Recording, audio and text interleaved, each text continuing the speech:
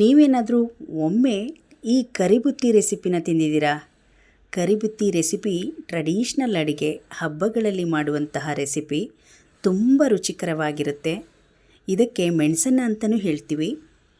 ಈ ರುಚಿಕರವಾದ ಮೆಣಸನ್ನು ಅಥವಾ ಕರಿಬುತ್ತಿ ರೆಸಿಪಿನ ಹೇಗೆ ಮಾಡೋದು ಅಂತ ನೋಡೋಣ. ಒಂದ್ಸಲ ಮಾಡಿ ತಿಂದರೆ ಮತ್ತೆ ಮತ್ತೆ ಮಾಡಿ ತಿನ್ನುವಷ್ಟು ರುಚಿ ಇರುತ್ತೆ. ಬನ್ನಿ ಹೇಗೆಲ್ಲ ಮಾಡೋದು ಅಂತ ನೋಡೋಣ. ಈ ಕರಿಬುತ್ತಿ ಮಾಡೋಕ್ಕೆ ಇಷ್ಟ ಪದಾರ್ಥಗಳು ಬೇಕಾಗುತ್ತೆ. ಕರಿ ಎಳ್ಳನ್ನು ತೊಗೊಂಡಿದ್ದೀನಿ, ಖಾರದ ಪುಡಿ, ಸಾಸಿವೆ ಇಟ್ಕೊಂಡಿದ್ದೀನಿ, ಹಾಗೆ ಬೆಳ್ಳುಳ್ಳಿ 3 ಗೆಡ್ಡೆ ಬಿಡಿಸಿಟ್ಕೊಂಡಿದ್ದೀನಿ, 100 ಗ್ರಾಮ್ ಅಷ್ಟು ಹುಳ್ಳಿಕಾಳು, 2 ಚಮಚ ಧನಿಯಾ ಕಾಳು, 3 ಚಮಚ ಕಡಲೆಬೀಜ, ಹಾಗೆ ಹುಣಸೆಹಣ್ಣು 1 ಹಿಡಿಯಷ್ಟು ಕರಿಬೇವು ಸೊಪ್ಪನ್ನು ಎತ್ತಿಟ್ಕೊಂಡಿದ್ದೀನಿ. ಬನ್ನಿ ಮಾಡುವ ವಿಧಾನ ನೋಡೋಣ. ಕರಿಬುತ್ತಿ ಅಂದರೆ ಮೇನಾಗಿ ಈ ಗೂರೆಳ್ಳಿರುತ್ತೆ. ಈ ಗೂರೆಳ್ಳನ್ನು ನಾವಿವಾಗ ಈ ಕಬ್ಬಿಣದ ತವ ಮೇಲೆ ಈ ಥರ ಹುರ್ಕೋಬೇಕು. ಅದು ಸ್ವಲ್ಪ ಸೌಂಡ್ ಬರಬೇಕು, ಅಲ್ಲಿವರೆಗೂ ಇದನ್ನು ಚೆನ್ನಾಗಿ ಹುರಿಬೇಕು.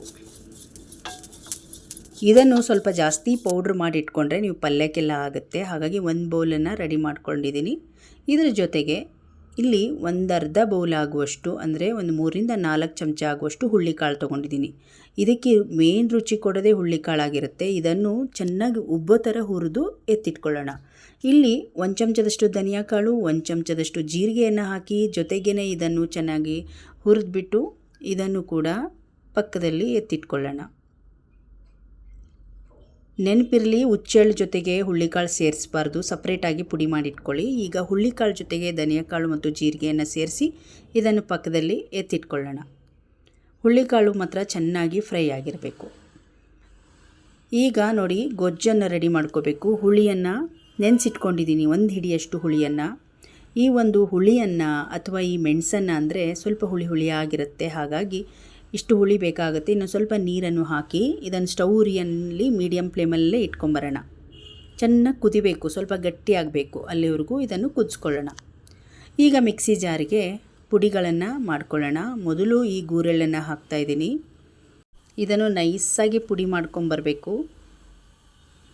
ನೋಡಿ, ಇವಾಗ ಇದು ಪುಡಿ ರೆಡಿ ಆಯಿತು. ಇದನ್ನು ಈಗ ಒಂದು ತಟ್ಟೆಗೆ ಹಾಕ್ಕೊಂಬಿಡೋಣ. ಇಷ್ಟು ಪೌಡ್ರ್ ಆದರೆ ಸಾಕಾಗುತ್ತೆ.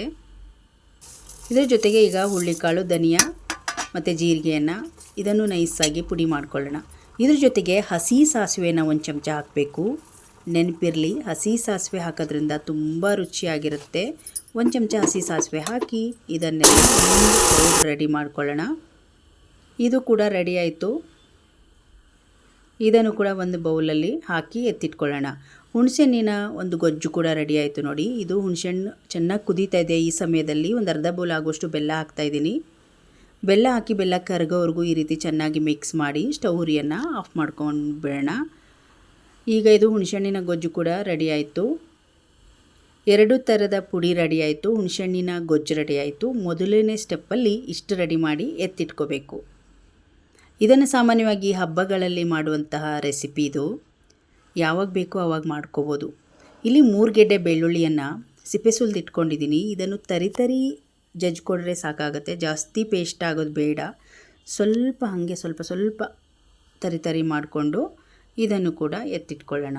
ಹೀಗೆಲ್ಲವೂ ರೆಡಿ ಆಯಿತು. ಇವಾಗ ಒಗ್ಗರಣೆ ರೆಡಿ ಮಾಡ್ಕೊಳ್ಳೋಣ. ಒಂದು ಕಬ್ಬಿಣದ ಕಡಾಯಿ ತೊಗೊಂಡು ಇದಕ್ಕೆ ಎಷ್ಟು 1 ಟೈಮಿಗೆ ಬೇಕಾಗುತ್ತೋ ಅಷ್ಟು ಎಣ್ಣೆಯನ್ನು ಹಾಕಿ, ಎಣ್ಣೆ ಚೆನ್ನಾಗಿ ಕಾದ್ಮೇಲೆ 1/2 ಬೌಲ್ ಆಗುವಷ್ಟು ಕಡಲೆಬೀಜ ಹಾಕ್ತಾಯಿದ್ದೀನಿ. ಕಡಲೆಬೀಜ ಚೆನ್ನಾಗಿ ಕೆಂಪು ಕಲರಿಗೆ ಬರಬೇಕು, ಅಲ್ಲಿವರೆಗೂ ಇದನ್ನು ಚೆನ್ನಾಗಿ ಫ್ರೈ ಮಾಡ್ಕೊಳ್ಳೋಣ. ನೋಡಿ, ಸ್ವಲ್ಪ ಕಲರ್ ಚೇಂಜ್ ಆಗ್ತಾಯಿದೆ. ಈಗ 1 ಚಮಚದಷ್ಟು ಕಡಲೆಬೇಳೆ, 1 ಚಮಚದಷ್ಟು ಉದ್ದಿನಬೇಳೆ ಹಾಕ್ತಾಯಿದ್ದೀನಿ. ಚೆನ್ನಾಗಿ ಮಿಕ್ಸ್ ಮಾಡ್ಕೊಳ್ಳೋಣ. ಈಗ ಸಾಸಿವೆ ಜೀರಿಗೆಯನ್ನು ಹಾಕ್ಕೊಳ್ಳೋಣ. ಅರ್ಧ ಚಮಚ ಸಾಸಿವೆ, ಅರ್ಧ ಚಮಚ ಜೀರಿಗೆಯನ್ನು ಹಾಕಿ ಚೆನ್ನಾಗಿ ಫ್ರೈ ಮಾಡ್ಕೊಳ್ಳೋಣ. ಈ ಸಮಯದಲ್ಲಿ ಜಜ್ಜಿರುವ ಬೆಳ್ಳುಳ್ಳಿಯನ್ನು ಹಾಕ್ತಾಯಿದ್ದೀನಿ. ಬೆಳ್ಳುಳ್ಳಿ ಹಾಕಿ ಚೆನ್ನಾಗಿ ಮಿಕ್ಸ್ ಮಾಡ್ಕೊಳ್ತಾ ಇದ್ದೀನಿ. ಈಗ ಘಮ ಸ್ಟಾರ್ಟ್ ಆಯಿತು. ಈಗ 1 ಹಿಡಿಯಷ್ಟು ಕರಿಬೇವು ಸೊಪ್ಪನ್ನು ಹಾಕಿಬಿಡೋಣ. ಒಗ್ಗರಣೆ ರೆಡಿಯಾಗೋ ಟೈಮಲ್ಲಿ 1/2 ಚಮಚದಷ್ಟು ಉಪ್ಪನ್ನು ಕೂಡ ಹಾಕ್ತಾಯಿದ್ದೀನಿ. ನಂತರ ಅನ್ನಕ್ಕೆ ಹಾಕ್ಬೋದು ಉಪ್ಪನ್ನು. ಈಗ ಸ್ವಲ್ಪ ಹಾಕಿದ್ದೀನಿ. ಈಗ ಇದನ್ನು ಚೆನ್ನಾಗಿ ಮಿಕ್ಸ್ ಮಾಡಿಕೊಂಡು ಸ್ಟವ್ ಉರಿಯನ್ನು ಆಫ್ ಮಾಡ್ಕೊಂಬಿಡೋಣ. ಈ ಸಮಯದಲ್ಲಿ ನಾವು ಅಚ್ಚ ಖಾರದ ಪುಡಿ 1.5 ಚಮಚದಷ್ಟು ಅಚ್ಚ ಖಾರದ ಪುಡಿಯನ್ನು ಹಾಕ್ತಾಯಿದ್ದೀವಿ. ಇದಕ್ಕೆ ಮೆಣಸಿನಕಾಯಿ ಮೆಣಸು ಏನೂ ಹಾಕಿಲ್ಲ, ಹಾಗಾಗಿ ಅಚ್ಚ ಖಾರದ ಪುಡಿ ಮಾತ್ರ ಇದನ್ನು ಬಳಸಿದ್ದೀವಿ. ಇದಕ್ಕೆ ರುಚಿ ಕೊಡಬೇಕಂದ್ರೆ ಒಂದು ಅರ್ಧ ಚಮಚದಷ್ಟು ಇಂಗನ್ನು ಹಾಕ್ತಾಯಿದ್ದೀನಿ. ನಿಮಗೆ ಇಷ್ಟ ಆದರೆ ಇಂಗು ಹಾಕ್ಬೋದು, ಇಲ್ಲಾಂದರೆ ಸ್ಕಿಪ್ ಮಾಡ್ಬೋದು. ಈಗ ಚೆನ್ನಾಗಿ ಒಂದು ರೌಂಡ್ ಮಿಕ್ಸ್ ಮಾಡಿದರೆ ಈ ಒಂದು ಒಗ್ಗರಣೆ ರೆಡಿ ಆಯಿತು. ಈಗ ಬನ್ನಿ ಪಟಾಪಟ್ ಅನ್ನವನ್ನು ರೆಡಿ ಮಾಡ್ಕೊಳ್ಳೋಣ. ಪುಡಿಗಳು, ಈ ಗೊಜ್ಜು ಹಾಗೆ ಒಗ್ಗರಣೆ ರೆಡಿ ಆಯಿತು. ಬಿಸಿ ಬಿಸಿ ಅನ್ನ ಕೂಡ ರೆಡಿ ಇದೆ. ಅನ್ನ ಆದಷ್ಟು ಬಿಸಿ ಅನ್ನೋದಕ್ಕಿಂತ ತಣ್ಣಗಾಗಿರಬೇಕು. ಬೆಳಗ್ಗೆ ಅರ್ಜೆಂಟ್ ಇತ್ತು, ಮಕ್ಕಳು ಸ್ಕೂಲಿಗೆ ಹೋಗೋ ಟೈಮು, ಹಾಗಾಗಿ ನಾನು ಬಿಸಿ ಅನ್ನಕ್ಕೆ ಸ್ವಲ್ಪ ಉಪ್ಪನ್ನು ನೋಡಿ ಈ ರೀತಿ ಉಪ್ಪು ಹಾಕೋದ್ರಿಂದ ಅನ್ನಕ್ಕೆ ಚೆನ್ನಾಗಿ ಉಪ್ಪು ಹಿಡ್ಕೊಳ್ಳುತ್ತೆ. ಹಗುರವಾಗಿರುವ ಒಂದು ಸ್ಪೂನನ್ನು ತೊಗೋಬೇಕು. ಕೈಯಲ್ಲಿ ಕಲಿಸೋದು ಇನ್ನೂ ಒಳ್ಳೆಯದೇ. ಬಿಸಿ ಇರೋದ್ರಿಂದ ಈ ರೀತಿ ಪೋರ್ಕ್ ಸ್ಪೂನ್ ಹಾಕ್ಕೊಂಡು ಹುಚ್ಚೆಳ್ಳಿನ ಪುಡಿಯನ್ನು 2.5 ಸ್ಪೂನಷ್ಟು ಹಾಕ್ತಾಯಿದ್ದೀನಿ.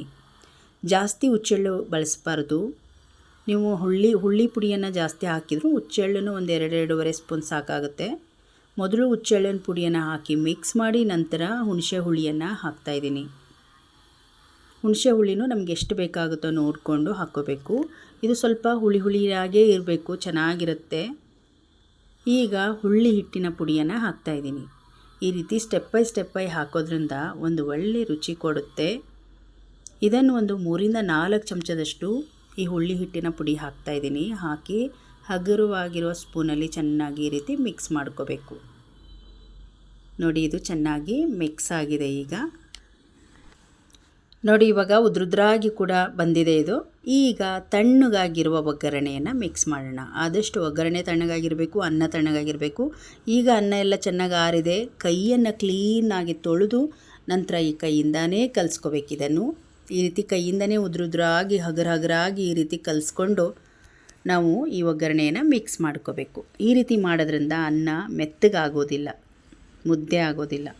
ನೋಡಿ, ಅನ್ನ ಕೂಡ ತುಂಬ ಚೆನ್ನಾಗಿ ಬಂದಿತ್ತು ಉದ್ರುದ್ರಾಗಿ. ಈಗ ಮತ್ತೊಂದು ಸ್ವಲ್ಪ ಈ ಒಗ್ಗರಣೆ ಹಾಕಿ ಚೆನ್ನಾಗಿ ಮಿಕ್ಸ್ ಮಾಡ್ಕೊಳ್ತಾ ಇದ್ದೀನಿ. ಈಗ ಇದು ಉಪ್ಪು ಹುಳಿ ಖಾರ ಕರೆಕ್ಟಾಗಿದೆ. ಒಂದು ಸಲ ರುಚಿ ನೋಡಿಬಿಟ್ಟು ಈ ರೀತಿ ಉಂಡೆ ಕಟ್ಟಿಬಿಡೋದು ಅಷ್ಟೇ.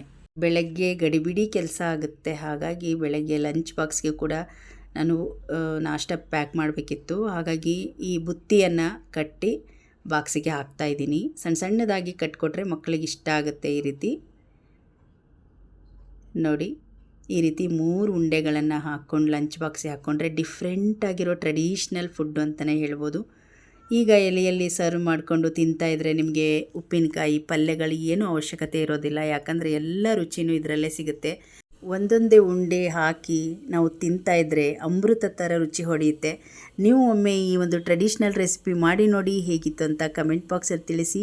ಈ ರೆಸಿಪಿಗೆ ಒಂದು ಲೈಕ್ ಮಾಡಿ, ಈ ವಿಡಿಯೋವನ್ನು ಶೇರ್ ಮಾಡಿ. ಇನ್ನಷ್ಟು ವಿಡಿಯೋಗಳಿಗಾಗಿ ನಮ್ಮ ಫೇಸ್ಬುಕ್ ಪೇಜ್ ಹಾಗೆ ಯೂಟ್ಯೂಬ್ ಚಾನಲನ್ನು ಸಬ್ಸ್ಕ್ರೈಬ್ ಮಾಡ್ಕೊಳ್ಳಿ. ಧನ್ಯವಾದಗಳು.